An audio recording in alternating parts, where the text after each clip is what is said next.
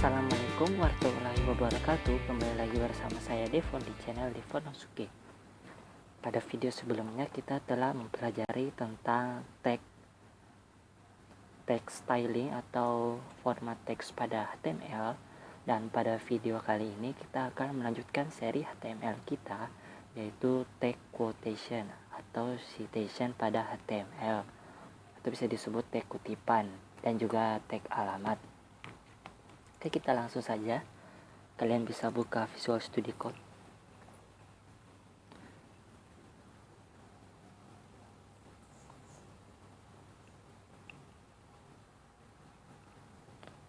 Nah, kita ini bagian sebelumnya kita close saja. Teman-teman bisa tekan Ctrl B. Nah, akan muncul tabnya. Kita langsung saja buat new file di sini. Kita klik saja, kita tulis, kita beri judulnya bagian 7, yaitu kutipan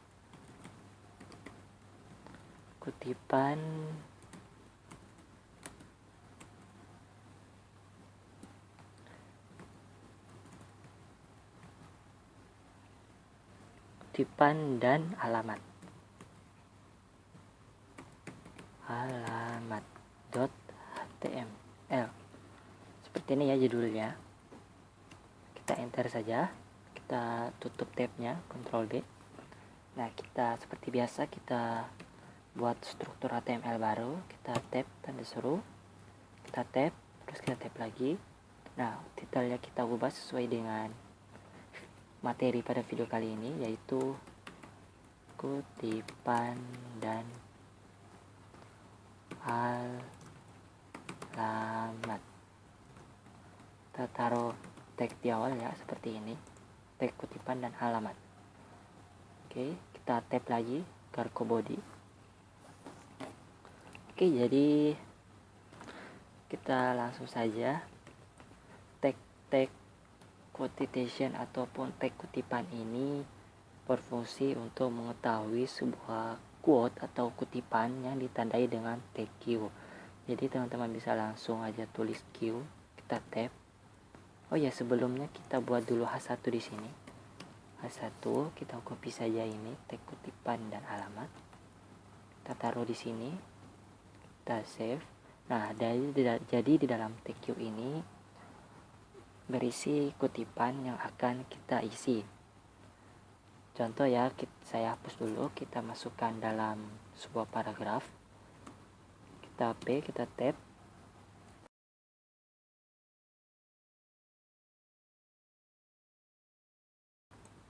Nah, oke, saya percepat tadi.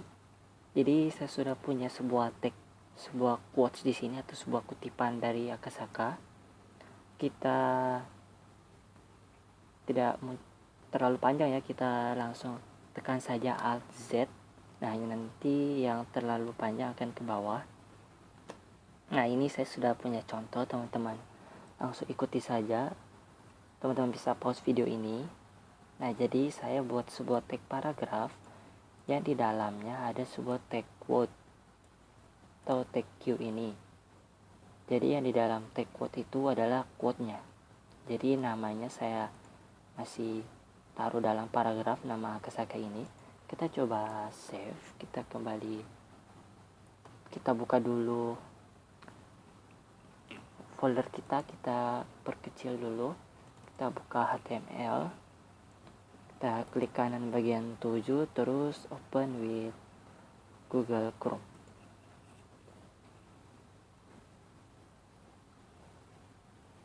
Nah, teman-teman bisa lihat, mungkin ini tidak ada pengaruhnya atau tidak ada membuat tampilan yang lain. Terus saya perbesar dulu. Nah, ini jauh lebih jelas ya. Ini seperti tidak ada perbedaannya. Tapi kalau teman-teman perhatikan baik-baik, perhatikan di sini ada kutip 2. Lihat ya.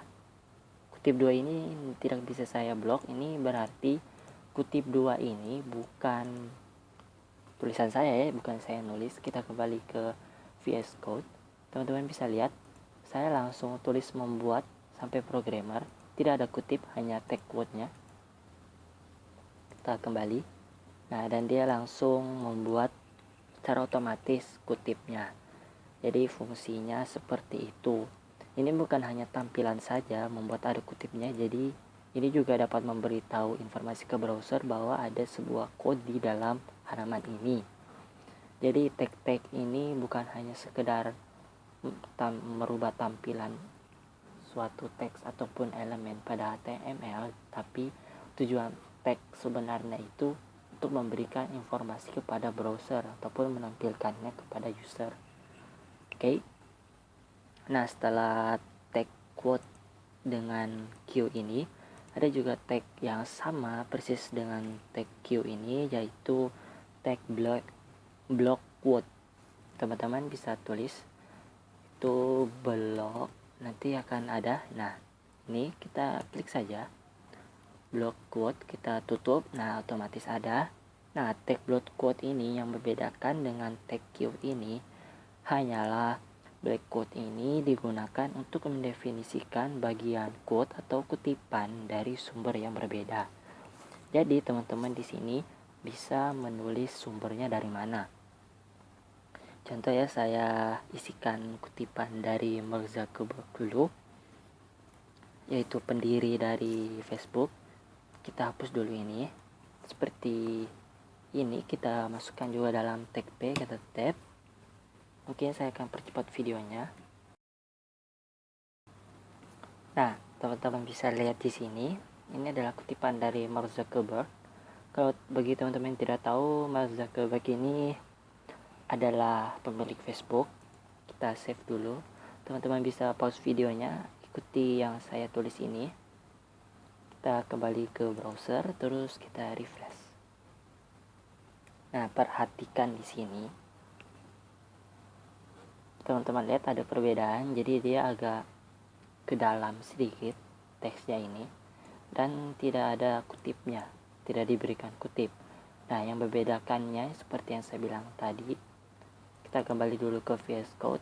Nah, block code ini ada satu atribut yang digunakan untuk memberitahu dari mana tag ini diambil.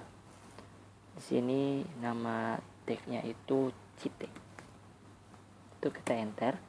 Nah, di dalam kutip 2 ini, di sini kita taruh link atau alamatnya. Di sini bisa saya tulis saja. Facebook, halaman utama Facebook, kita tulis saja facebook.com. Teman-teman bisa lihat.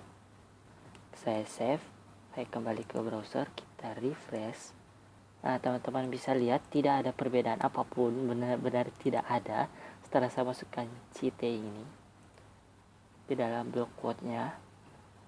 Nah, ini juga memberi informasi kepada browser bahwa ini kutipan diambil dari luar. Ini juga akan mempercepat kinerja kita atau website kita nanti di saat di mesin pencari. Oke, kita langsung saja ke tag berikutnya. Setelah tag block quote itu ada juga tag ABBR atau abbreviation atau singkatan. Jadi tulisan tagnya seperti ini, ABBR saja. Sudah muncul, kita tab, kita tutup ya, seperti itu tagnya. Nah, elemen ABBR ini mendefinisikan sebuah singkatan atau akronim. Menandai singkatan ini dapat memberikan informasi yang bermanfaat bagi browser ataupun sistem terjemahan dan juga mesin pencari. Jadi kalau misalnya ada singkatan seperti banyak-banyak singkatan, teman-teman bisa taruh di dalam tag ABBR ini. Contoh ada HTML. Itu HTML juga adalah sebuah singkatan. Ada juga, saya copy aja, CSS juga singkatan, cascading style sheet, HTML hypertext markup language. Jadi teman-teman bisa memasukkan sebuah kependekan atau singkatan di dalam tag ABBR ini. kembali kita refresh, itu sudah ada. Nah, memang tidak ada pengaruhnya bagi kita, tapi ini sangat berpengaruh ketika pencarian di Google nanti atau di mesin-mesin pencari lainnya. Oke, kita lanjut ke tag berikutnya. Tag berikutnya itu adalah tag address. Sesuai dengan judulnya ya, kutipan dan alamat, ada juga tag address. Teman-teman bisa langsung saja kita tulis address ini, kita tab. Teman-teman bisa langsung tulis alamat di sini. Nah, elemen ini menentukan informasi kontak sebuah dokumen atau artikel. Jadi tag address ini biasanya ditampilkan dalam huruf miring atau italik. Sebagian besar browser juga menambahkan jeda baris sebelum dan sesudah elemen. Jadi address ini mirip dengan tag paragraf, di mana kita bisa lihat dia akan menambah ruang di atas dan di bawahnya. Sama juga dengan address ini, kita langsung coba ya. Nah, jadi contoh saja seperti ini, kita save, kita kembali ke browser, terus kita refresh, kita ke bawah. Nah, perhatikan teksnya akan menjadi italik dan ada ruang di sini. Teman-teman bisa lihat ada space di atas dan di bawahnya. Nah, tag ini seperti yang saya bilang tadi akan memberitahu sebuah alamat kepada browser bahwa data yang ada di dalam tag address ini adalah sebuah alamat. Jadi pada dasarnya dalam membuat sebuah website itu tidak sembarangan mengisi kata-kata dan informasi saja. Kalian juga harus menandai data-data atau informasi yang ada di dalam halaman tersebut dengan tag ini. Itulah fungsi utama dari tag. Agar apa? Agar browser dapat memahami data-data apa saja yang akan ditampilkan dan seberapa penting data tersebut. Nah, ada satu lagi tag yaitu tag cite. Teman-teman bisa tulis saja cite situ. Nah, kita tab. Nah, fungsi dari tag ini adalah untuk menentukan judul sebuah karya. Contoh ya. Sini saya buat seperti biasa tag P.